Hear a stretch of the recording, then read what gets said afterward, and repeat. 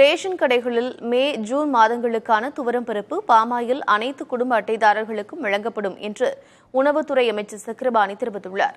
எதிர்க்கட்சிகளின் குற்றச்சாட்டுகளையும் அமைச்சர் மறுத்திருக்கிறார். உணவுத்துறை அமைச்சர் சக்கரபாணி வெளியிட்டுள்ள அறிக்கையில், முதலமைச்சர் ஸ்டாலின் பொறுப்பேற்றதிலிருந்து இந்நாள் வரை 14,697 கோடியிலான சுமார் 7 லட்சம் மெட்ரிக் டன் துவரம் பருப்பு விநியோகிக்கப்பட்டுள்ளதாக கூறியுள்ளார்.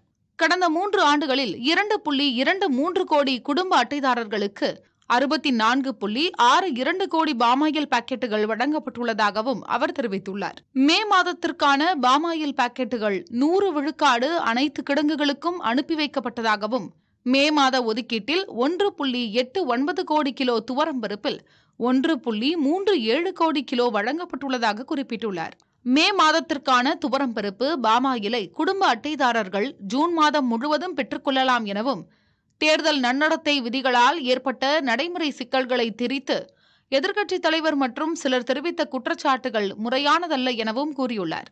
மே, ஜூன் மாதங்களுக்கான பருப்பு, பாமாயில் ஒதுக்கீடு செய்யப்பட்டு அனைத்து குடும்ப அட்டைதாரர்களும் பெற்றுக்கொள்ள நடவடிக்கை எடுக்கப்பட்டுள்ளதாகவும் அமைச்சர் சக்கரபாணி தெரிவித்துள்ளார்.